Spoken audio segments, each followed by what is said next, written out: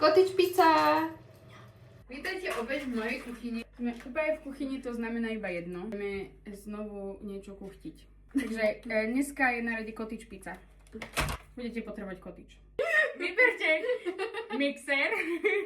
Ideme robiť takú rýchlu pizzošku. Pridáme cottage.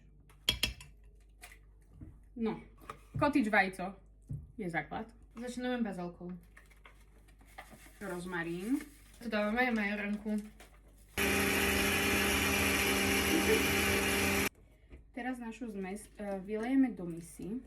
Tak pridáme trošku špaldovej múky. Aké dostanem. Pekáč. Na ten pekáč dáme papier na pečenie.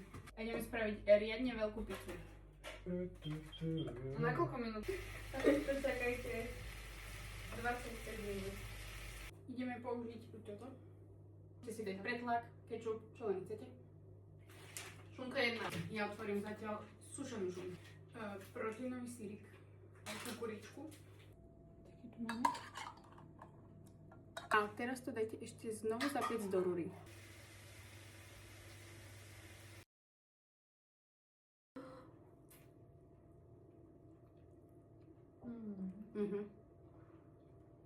Cottage pizza môže byť.